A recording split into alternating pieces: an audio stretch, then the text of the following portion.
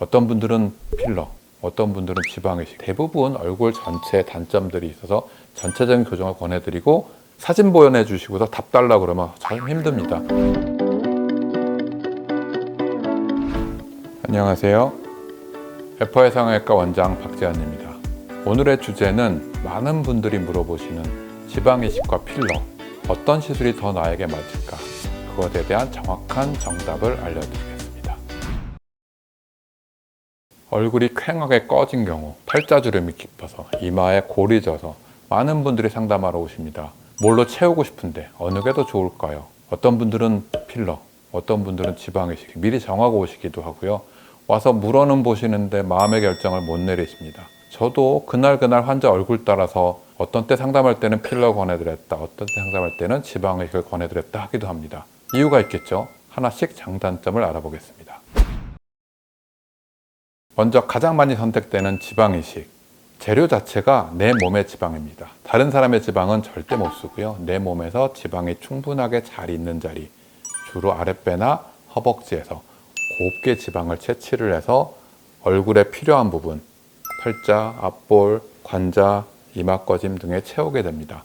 지방이식의 장점은요, 원하는 양을 충분히 뺐을 수 있습니다. 얼굴에 퀭한 부분들, 굉장히 많은 양이 필요하기도 합니다. 하지만 내 몸에서 얼마든지 뺐을 수 있습니다. 두 번째로는 재료 자체가 굉장히 친화적입니다.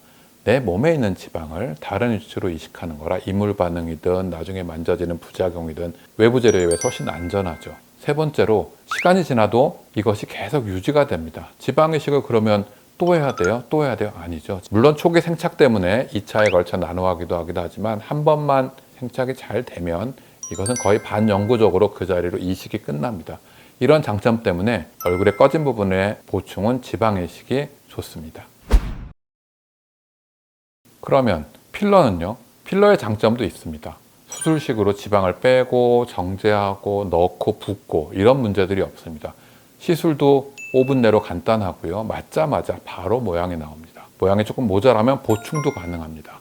요즘 주로 사용하는 하이알산 필러의 재료는 장점 중에 또 하나가 과하거나 모양이 마음에 안 들면 바로 녹일 수도 있습니다. 이런 교정이나 모양 내기가 아주 좋은 재료입니다. 단점도 있겠죠. 필러는 필러의 성상상 외부 물질이기 때문에 영구적일 수는 없습니다. 필러의 종류에 따라서 1년, 1년 반 정도, 하이알산 필러는 녹아 없어집니다. 이것이 안전의 기본 수칙입니다. 따라서 간단하게 원하는 부위에 사용을 하게 됩니다. 부위가 작은 경우, 콧대만, 특히 필러가 좋습니다. 팔자만 놓고 싶어요. 지방보다는 필러를 더 권해드립니다. 따라서 필러도 본인의 얼굴 상태나 원하는 부위, 본인의 생활 습관에 따라서 더 좋은 재료가 될 수도 있습니다. 그러면 이제 이 두 가지 중에 무엇을 선택할까요? 환자분이 원하는 부위가 많고 지속이 오래되길 원하고 또 전체적인 교정이 필요한 경우는 지방이식이 좋습니다. 저도 한 부위인 경우에는 지방이식보단 필러를 권하기도 하지만 대부분 얼굴 전체에 단점들이 있어서 전체적인 교정을 권해드리고 지방이식을 더 선호합니다. 좀 전에 말씀했듯이 코나 팔자, 입술, 턱끝 한두 부위를 원한다 그러면 필러가 훨씬 더 좋은 재료입니다. 작은 부위를 교정하기 위해서 지방을 빼고 넣고 정제하고 이런 복잡한 일을 할 필요 없고 작은 부위의 작은 교정은 필러가 훨씬 더 효과적입니다. 따라서 의사랑 상담을 할 때 본인의 직업, 본인의 생활 패턴, 원하는 바, 원하는 부위를 잘 상담을 하셔서 좋은 재료로 정확한 교정을 하는 것이 필요합니다. 상담할 때 간혹 제가 보기에는 그 정도는 필러로 충분해요. 근데 지방이식을 꼭 원하시는 분들이 있습니다. 이유는 다양하죠. 자꾸 필러 맞기 싫어요. 필러 부작용 많대요. 모든 시술이나 수술에는 부작용들이 따라옵니다. 시술의 경중, 부작용의 경중을 따져서 그 부위에는 그 정도용이면 필러가 맞겠습니다라고 제안을 드리기도 하고 아니요, 지방이식이 훨씬 더 좋은 결과를 보입니다 라고 말씀드릴 수도 있는데 환자분의 상태와 환자분의 마음가짐, 제 의견을 종합해서 결정을 해야 됩니다. 사진 보여내 주시고서 답 달라고 그러면 참 힘듭니다. 환자분이랑 얘기를 해봐야 정확한 답이 나오겠죠.